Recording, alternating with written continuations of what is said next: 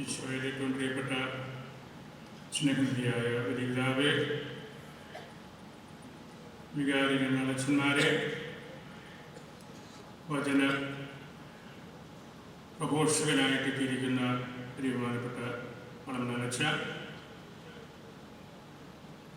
കൺവെൻഷന് പ്രത്യേക നേതൃത്വം കൊടുക്കുന്ന ബഹുമാനപ്പെട്ട വെള്ളമരുന്നച്ച, പുതുപ്പുറമ്പലച്ച, കരിസ്മാറ്റിക് ഡിപ്പാർട്ട്മെൻറ്റിൻ്റെ ഭാരവാഹികളായിട്ടുള്ളവരെ, കോളേജ് പ്രിൻസിപ്പൽമാരെ, ബഹുമാനപ്പെട്ട വൈദികരെ, മായ സഹോദരങ്ങളെ, സമർപ്പിതരെ, നമ്മൾ വലിയ സ്നേഹത്തോടും ആവേശത്തോടും കൂടിയാണ് ഈ വർഷത്തെ ബൈബിൾ പഠന കൺവെൻഷനായിട്ട് ഇവിടെ എത്തിയിരിക്കുന്നത്.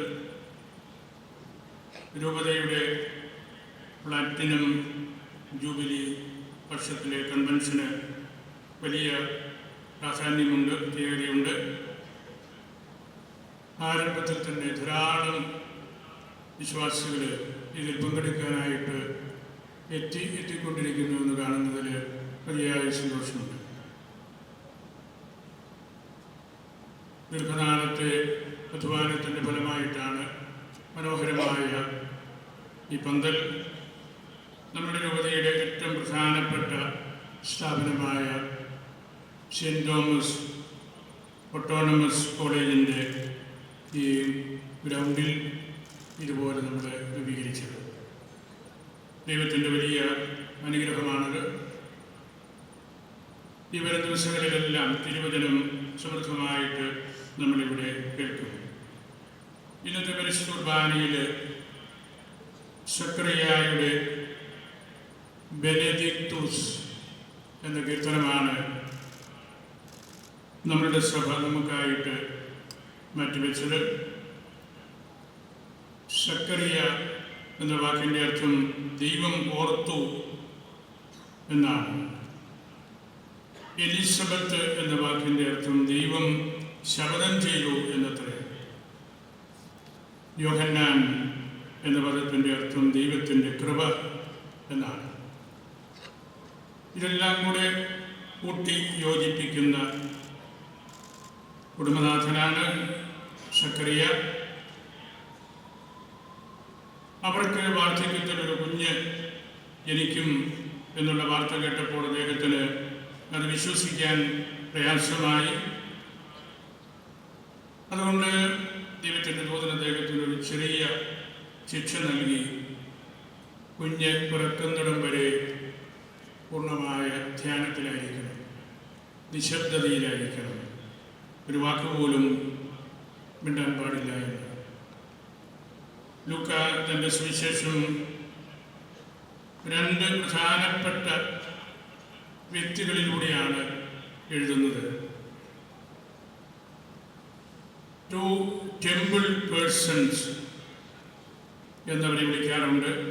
സക്കറിയ എന്ന ടെമ്പിൾ പ്രീസ്റ്റും എലിസബത്ത് എന്ന അദ്ദേഹത്തിൻ്റെ സഹധർമ്മിണി പുരോഹിതനായിരുന്ന അഹറോൻ്റെ വംശത്തിൽ പിറന്ന സ്ത്രീ. അങ്ങനെ രണ്ട് പൗരോഹിത്യ പരമ്പരയുടെ പ്രാർത്ഥനയുടെ ഭാഗമായിട്ടാണ് നമ്മളവരെ കാണുന്നത്. കുഞ്ഞു പിറന്ന് പേരിടീൽ കർമ്മത്തിൽ പേരിടുന്ന കാര്യത്തിലുള്ള സ്വാഭാവികമായ മാനദണ്ഡങ്ങൾ മാറ്റിവെച്ച് അഭിപ്രായ ശേഖരണം നടത്തിയപ്പോൾ യോഹന്നാൻ എന്നാണ് കുഞ്ഞിൻ്റെ പേരെന്ന് സക്കറിയ എഴുതിക്കൊണ്ടിരുന്നപ്പോൾ അദ്ദേഹത്തിൻ്റെ നാവിൻ്റെ കെട്ടഴിഞ്ഞ് വാചാലനായി. അദ്ദേഹം പൂർണ്ണമായ അർത്ഥത്തിൽ കരിസ്മാറ്റിക്കായി. അങ്ങനെ നാവിൻ്റെ കെട്ടഴിഞ്ഞപ്പോൾ അദ്ദേഹം പാടിയ പാട്ടാണ് ബെനഡിക്തുസ്, വാഴ്ത്തപ്പെട്ടവൻ എന്നുള്ള അതിമനോഹരമായ ആ കീർത്തനം. സുവിശേഷം മുമ്പോട്ട് വെക്കുന്ന ഈ നാടുകളിൽ തുടർച്ചയായിട്ട് നമ്മൾ പരിശുദ്ധ കുർബാനയിൽ വായിക്കുന്ന തിരുവചന ഭാഗങ്ങളിൽ മാഗ്നിഫിക്കാത്തും മറിയത്തിൻ്റെ കീർത്തനവും ബെനഡിക്തൂസും സക്കറിയായുടെ കീർത്തനവും നുങ്ക് ദിമിറ്റിസ് ഇപ്പോൾ ഈ ദാസനെ വിട്ടയക്കണമേ എന്നുള്ള ശീമോൻ്റെ കീർത്തനവും മുഖ്യ സ്ഥാനം തന്നെയാണ് പിടിച്ചിരിക്കുന്നത്. സക്കറിയായുടെ ഈ കീർത്തനം പരിശുദ്ധ കുർബാനയിൽ ഈ ദിവസങ്ങളിൽ പലതവണ നമ്മൾ വായിച്ചു. അദ്ദേഹത്തിന് അത്തരത്തിൽ സംസാരിക്കാനായിട്ട് സാധിച്ചത് സുദീർഘമായ കാലഘട്ടത്തിലെ ഒരു നല്ല പുരോഹിതനടുത്ത ദേവാലയ ശുശ്രൂഷയിലൂടെയും 9 മാസങ്ങളിലെ മൗന വ്രതത്തിലൂടെയുമാണ്.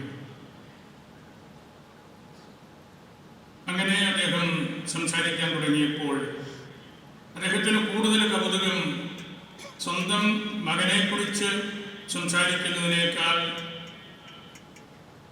പ്രഖ്യാപിക്കുന്ന ഈശോയെക്കുറിച്ച് സംസാരിക്കാനായിരുന്നു. സ്വന്തം മകനെക്കുറിച്ച് ഈ തിരുവചന ഭാഗത്ത് വളരെ പരിമിതമായ വാക്കുകളെ പറയുന്നുള്ളൂ. എന്നാൽ ഈശോയെക്കുറിച്ചാകട്ടെ വലിയ ഒരു പ്രബോധനമാണ് അദ്ദേഹം നൽകുന്നത്. ദൈവത്തിൻ്റെ സന്ദർശനമാണത്.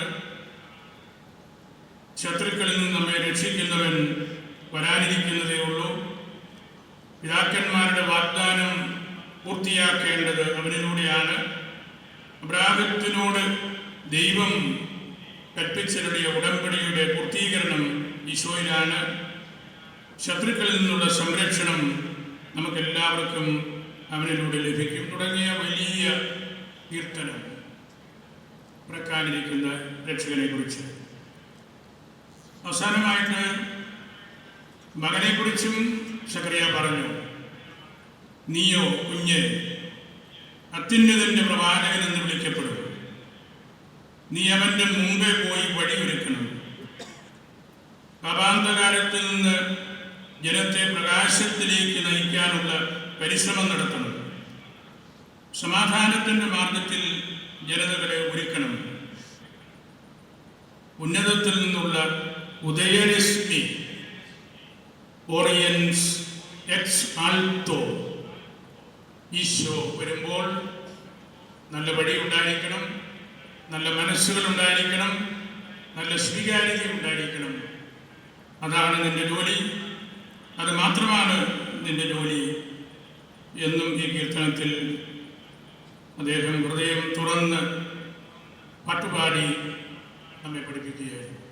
അതാണ് ബെനഡിക്തൂസ്, വരാനിരിക്കുന്ന ഈശോയെക്കുറിച്ചുള്ള വാഴ്ത്തലും അതിൻ്റെ തൊട്ടുപിറകിൽ മകനായിരിക്കുന്ന യോഹന്നാൻ നടത്തേണ്ട ശുശ്രൂഷകളും. നമ്മൾ തിരുവചന പഠന പരമ്പരയിലേക്ക് പ്രവേശിക്കുകയാണല്ലോ. ഉണ്ണിയുടെ പിറവി, തിരുപ്പിറവി, യൽദയ്ക്ക് വേണ്ടി നമ്മൾ അതോർത്ത് വസിക്കുന്ന നാളുകളാണ്. ദൈവം പിറക്കുന്നത് കോലാഹലങ്ങൾക്കെല്ലാം അപ്പുറത്താണ്. പാർശ്വവൽക്കരിക്കപ്പെട്ട ഇടങ്ങളിലായിരിക്കാം, വലിയ സത്രങ്ങൾക്ക് അപ്പുറത്തുള്ള കേവലം തൊഴുത്തുകളിലായിരിക്കാം. ബാഹ്യമായ എല്ലാ ആർഭാടങ്ങൾക്കും അപ്പുറത്തുള്ള ഒരു ഇടത്തായിരിക്കാം ഈശോ പിറക്കുന്നത് എന്നുള്ള സത്യമാണ് നിരന്തരമായിട്ട് ഈ കാലഘട്ടം, മംഗളവാർത്ത കാലഘട്ടം നമ്മെ ഓർമ്മിപ്പിക്കുന്നത്. വേദപുസ്തകത്തിൻ്റെ താളുകളിൽ അവനെവിടെയാണ് പിറക്കുന്നതെന്ന് നമുക്ക് കണ്ടെത്താനായിട്ട് സാധിക്കും. കർത്താവിനെ തേടി വലിയ അന്വേഷണം നടത്തിയ പണ്ഡിതന്മാർക്ക്, കുജരാജാക്കന്മാർക്ക് ഈ ശിശുവിനെ അപ്രതീക്ഷിതമായ സ്ഥലത്ത് കണ്ടെത്താനും കയ്യിലുള്ളതെല്ലാം സമർപ്പിക്കാനും സാധിച്ചു. പക്ഷെ നമ്മൾ അന്നും ഒരുപക്ഷെ ഇന്നും പലപ്പോഴും കാണുന്നത് ഈശോ എന്ന കുഞ്ഞിനെ കുറിച്ചുള്ള ഭയമാണ്. ഈ കുഞ്ഞിനെ കുറിച്ചുള്ള ഭയമായിരുന്നു 2 വയസ്സിൽ താഴെയുള്ള 30-ൽ പരം ശിശുക്കളെ ബേത്ലഹേമിൽ കൊന്നുകളയാൻ ഹെറോദേസിനെ പ്രേരിപ്പിച്ചത്. ഹെറോദ്യൻ ടെൻഡൻസി എന്നുള്ള ഒരു പാപാവസ്ഥ ലോകത്തിൽ പലയിടത്തുമുണ്ട്, പലരിലുമുണ്ട്. അസൂയ വളർന്ന് മക്കളെയും മാതാപിതാക്കളെയും കൊച്ചുമക്കളെയും ഒക്കെ വേണ്ടി വന്നാൽ കൊല ചെയ്യാൻ മടിയില്ലാത്ത ഒരു മനോഭാവം നമ്മൾ എല്ലാ ദിവസവും മാധ്യമങ്ങളിലും പ്രിന്റ് മീഡിയയിലുമൊക്കെ നമ്മൾ കാണുന്ന ഒരു കാര്യവും അതാണ്. ഒരു പുതിയ തലമുറയുടെ ശിരഛേദനത്തിന് പലപ്പോഴും വഴിയൊരുക്കുന്നവർ ഒട്ടനവധി പേരുണ്ട്. ശിശുവധം കേവലം ഒരു ചരിത്ര സംഭവം മാത്രമല്ല, ദാരുണമായ രീതിയിൽ ആവർത്തിക്കപ്പെടുന്ന ഒരു കാര്യമാണ്. അതിനെതിരായിട്ടുള്ള ശക്തിയാണ് നമ്മൾ ഈ മംഗളവാർത്തയിൽ സ്വായത്തമാക്കേണ്ടത്. അസൂയ വളരെയേറെ വളർന്നു വരുന്നുണ്ട്. കായേന് അബേലിനോടും ശാവൂലിന് ദാവീദിനോടും സ്വന്തം സഹോദരങ്ങൾക്ക് ജോസഫിനോടും യഹൂദജനതയ്ക്ക് പൊതുവെ ഈശോയോടും ഒക്കെ ഇതായിരുന്നു. ഇതൊരു വലിയ രോഗമാണ്. അസൂയ കിടക്കുന്നിടത്ത് സമാധാന പിറവി ക്ലേശകരമായിരിക്കാം. തിരുപ്പിറവിക്ക് വേണ്ടി നമ്മൾ ഒരുങ്ങുമ്പോൾ നമ്മുടെ മനസ്സുകളെ നമ്മളൊന്നുകൂടെ ശുദ്ധീകരിക്കേണ്ടതായിട്ട് വന്നേക്കാം.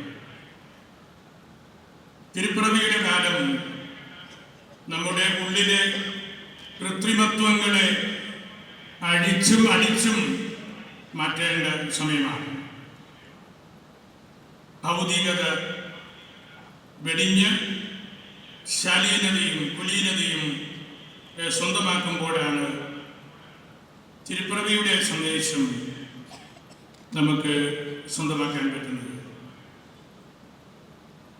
ഉള്ളിലെ ശൈശവ നൈർമല്യം പലരിലും ഇല്ലാതായി പോകുന്നുണ്ട്. കുഞ്ഞുങ്ങളിലൂടെയാണ് ദൈവം സ്വർഗത്തിൽ താഴേക്ക് ഇറക്കുന്നത്. വെറുതെ അല്ലല്ലോ പറവോയും ഹെറോദേസും ഒക്കെ കുഞ്ഞുങ്ങളെ കൊല്ലാം എന്ന് തീരുമാനിച്ചത്. കുഞ്ഞുങ്ങളെ കൊന്ന് വലിയ വല്ലാത്ത വലിപ്പത്തിൽ എത്തിയിട്ടുള്ള ആളുകളും തീരെ എണ്ണത്തിൽ കുറവായിരിക്കുകയില്ല. നമ്മുടെ വലിയ പ്രതീക്ഷയോടുകൂടിയാണ് ഈ പന്തലില് കർത്താവിൻ്റെ വരവ് നോക്കി പാർത്ത് ഇരിക്കുന്നത്. ഇവിടെ നമ്മൾ പഠിക്കുന്നത് ദൈവവചനമാണ്.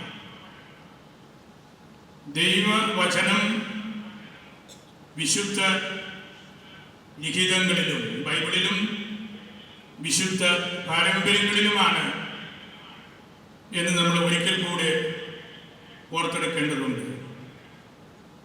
സ്പോക്കൺ ബൈ ഗോഡ്, ദൈവം സംസാരിച്ച വചനം എഴുതപ്പെട്ട ബൈബിളിലും നമ്മൾ കൈമാറ്റം ചെയ്തുകൊണ്ടിരിക്കുന്ന ആഘോഷപൂർവ്വം നമ്മൾ പരികർമ്മം ചെയ്യുന്ന പരിശുദ്ധ കുർബാനയിലും യാമപ്രാർത്ഥനയിലും ഒക്കെയാണ്.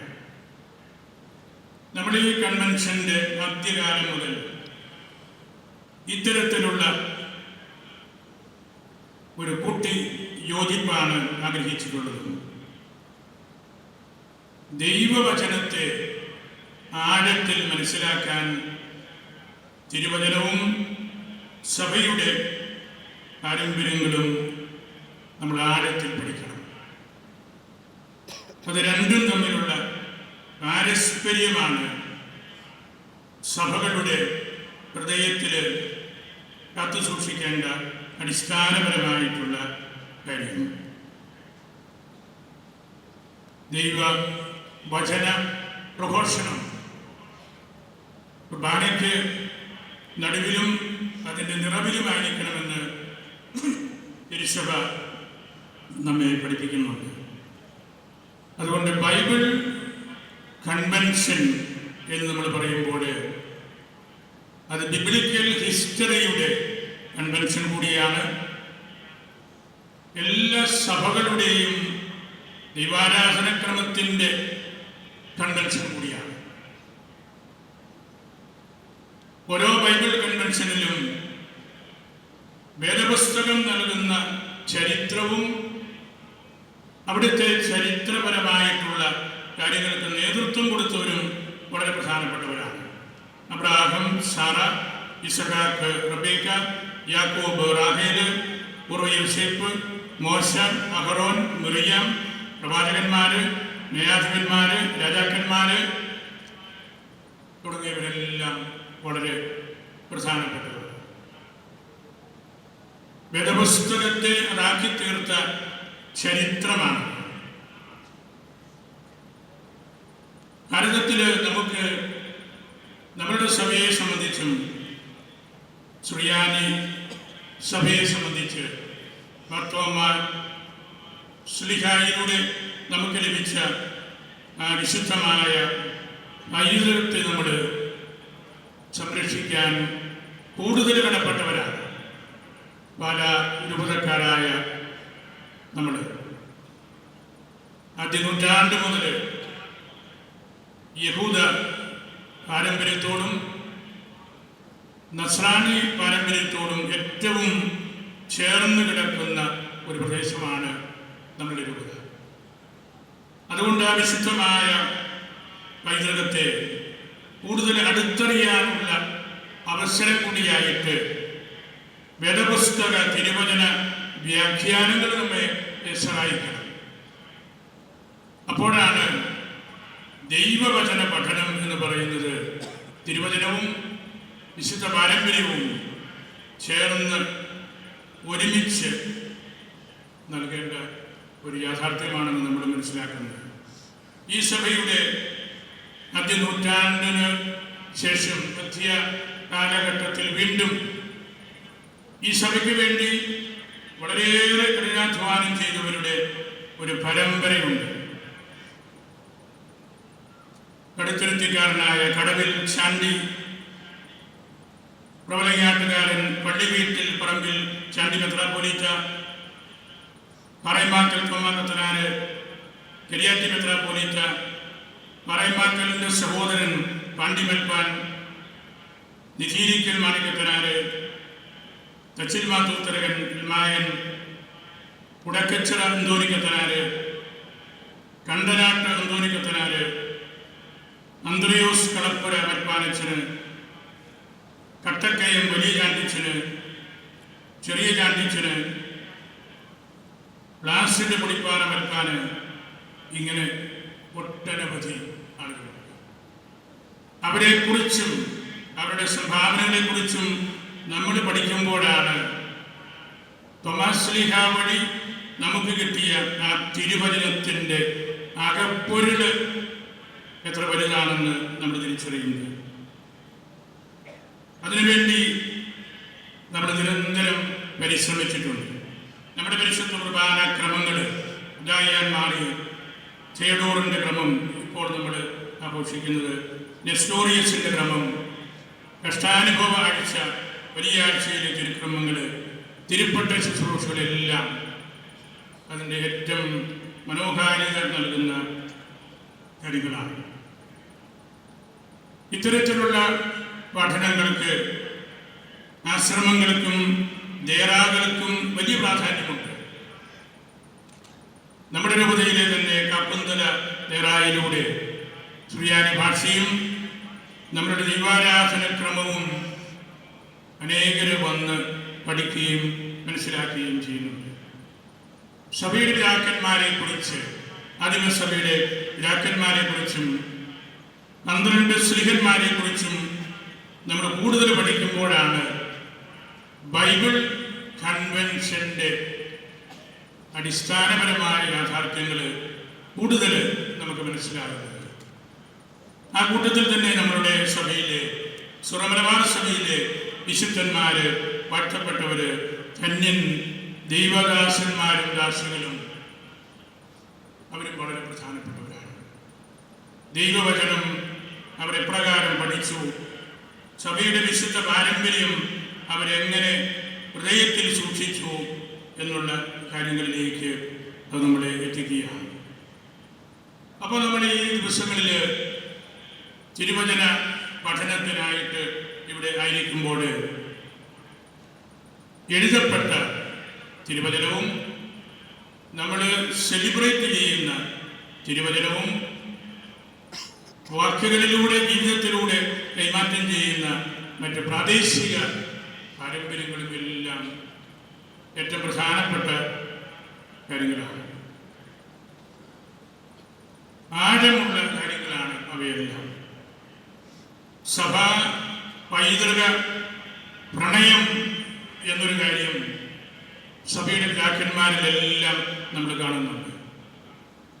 നമ്മുടെ സഭയ്ക്കുള്ളിലെയും ഞാൻ പേരെടുത്ത് പറഞ്ഞ 10-12 വലിയ ആളുകളുടെ ജീവിതവും അതുതന്നെയാണ്.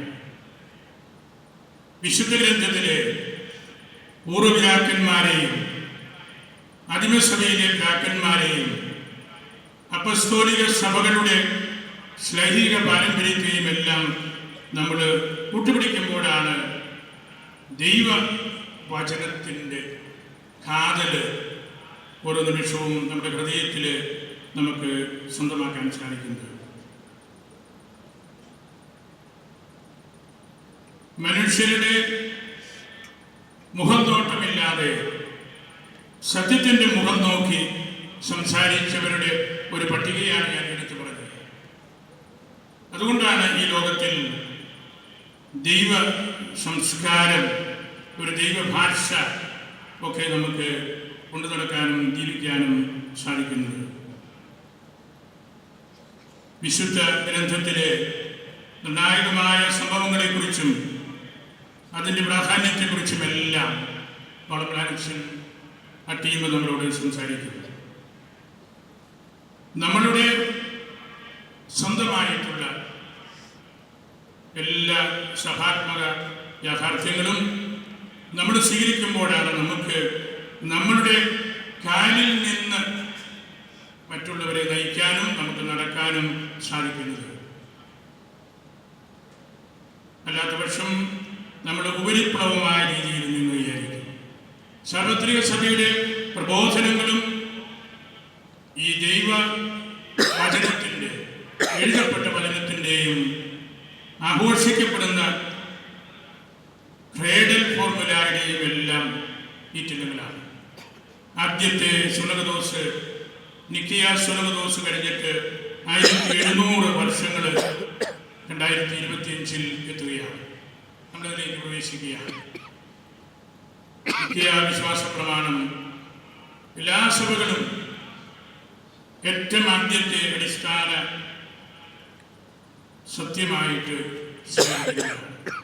എല്ലാ ക്രൈസ്തവരും ഒന്നിക്കുന്ന യാഥാർത്ഥ്യമാണ് നിക്കിയയിലെ വിശ്വാസ പ്രമാണം.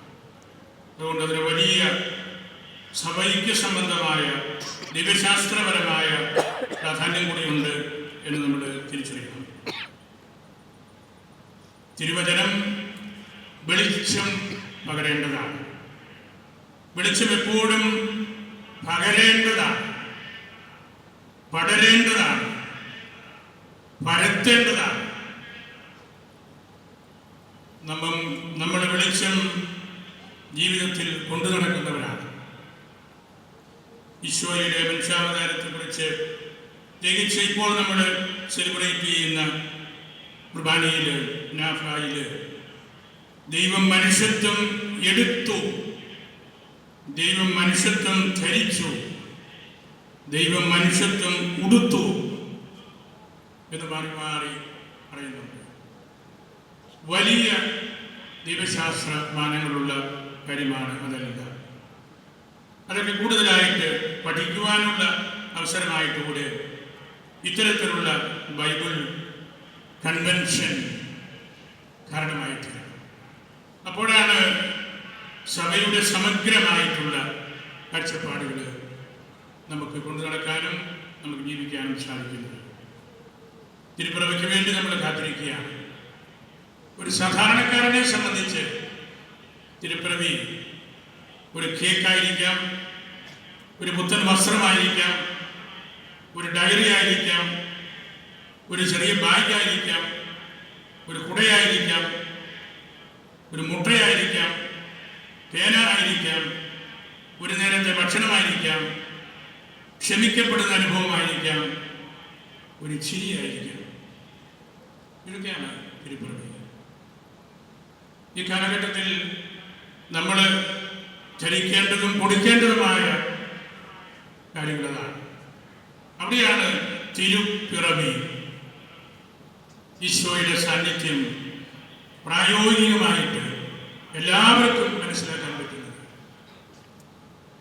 ലോകത്തിലുള്ള എല്ലാവർക്കും വേണ്ടിയുള്ള സമാധാനമാണ് ഈശോ കൊണ്ടുവരുന്നത്, ഈശോ നൽകുന്നത്. ആ സമാധാനത്തിൽ നിന്ന് ആരെയും മാറ്റി നിർത്താൻ ആർക്കും സാധ്യമല്ല. ഈ കൺവെൻഷനിൽ തന്നെ ഇതര മതസ്ഥരായ അനേകരും പങ്കെടുക്കുന്നുണ്ട്. ഈ കഴിഞ്ഞ മണിക്കൂറിൽ തന്നെ ഇതര മതവിഭാഗത്തിൽപ്പെട്ട ചെറുതെന്നെ വിളിച്ച് സംസാരിക്കുകയുണ്ടായി. എപ്പോഴാണ് ഇത് തുടങ്ങുന്നത്? അതാണ് സകല മനുഷ്യർക്കും വേണ്ടിയുള്ള സമാധാനത്തിൻ്റെ വാർത്തയാണ് ഇവിടെ പ്രഘോഷിക്കപ്പെടാൻ പോകുന്നത്. ഞാൻ എൻ്റെ വാക്കുകൾ സംഗ്രഹിക്കുകയാണ്. ഇവരും നാളുകളിൽ 5 ദിവസങ്ങളിൽ തുടർച്ചയായിട്ട് പരിശുദ്ധ കുർബാനയിലും തിരുവചന പ്രഘോഷണത്തിലും നമ്മൾ ആയിരിക്കുമ്പോൾ നമുക്ക് ഈശോ നഷ്ടപ്പെടാതെ നമ്മുടെ ഹൃദയങ്ങളിൽ ഒരു പിറവി നടക്കുന്നുണ്ട് എന്നുള്ള അനുഭവം ഉണ്ടാകണം. കണക്കുകൾ കൂട്ടി ഈശോ എന്നാണ് എവിടെയാണ് പിറക്കുന്നത് എന്ന് നോക്കിയെടുത്താൽ മാത്രം പോരാ. അതൊരു അനുഭവമായിട്ട് നമുക്കെല്ലാവർക്കും മാറണം. ഇതിനുവേണ്ടി അധ്വാനിച്ച ഒട്ടനവധി ആളുകൾ, പ്രത്യേക നേതൃത്വം കൊടുത്ത എല്ലാളച്ചൻ മോൺസിഞ്ഞോർ വേദാനത്ത്, അതുപോലെ മറ്റു എല്ലാളച്ചന്മാർ, നമ്മളുടെ വെള്ളമരുന്നലച്ചന്, പുറമ്പലച്ചന്, അവരുടെ വലിയൊരു ടീം, ഇതിൽപ്പെട്ട പലരും നമ്മുടെ സ്റ്റേജിലും ഈ സദസ്സിലുമുണ്ട്. അവരുടെ അധ്വാനം ഒട്ടും ചെറുതല്ല. 1.5 മാസമായിട്ട് അവർ നടത്തിയ കഠിനാധ്വാനത്തിൻ്റെ ഫലമായിട്ടാണ് ഇന്ന് നമ്മൾ ഇവിടെ ഇരിക്കുന്നത്. നമുക്കതെല്ലാം ഹൃദയത്തിൽ സൂക്ഷിക്കാം. നമ്മുടെ വലിയ പിതാവ് ഈ മണിക്കൂറിൽ നമ്മുടെ കൂട്ടത്തിലുണ്ട്. ഇന്നലെ രൂപതയുടെ വൈദിക സമ്മേളനം ആയിരുന്നു. 350 അച്ഛന്മാർ ഒന്നിച്ച് നമ്മളുടെ പാസ്റ്റൽ ഇൻസ്റ്റിറ്റ്യൂട്ടിൽ 3 മണിക്കൂർ ഉണ്ടായിരുന്ന സമയമെല്ലാം പിതാവും വരികയും അവിടെ ചെറുതായിട്ട് സംസാരിക്കുകയും ചെയ്തു. ഇന്നും ഈ പവിത്രമായ വേദിയിൽ പിതാവുണ്ട്. പിതാവ് ആരംഭിച്ച ഒരു കാര്യമായിരുന്നു ഈ ബൈബിൾ കൺവെൻഷൻ. അത് ഇടമുറിയാതെ മുൻപോട്ട് പോവുകയാണ്. പിതാവിൻ്റെ സുദീർഘമായ മേലധ്യക്ഷ ശുശ്രൂഷ നമ്മൾ കഴിഞ്ഞ വർഷം ഓർത്ത് ദൈവത്തെ സ്തുതിച്ച് നന്ദി പറഞ്ഞു. 752 ആത്മീയത്വം വഹിച്ച ആളാണ് നമ്മുടെ വലിയ പിതാവ്.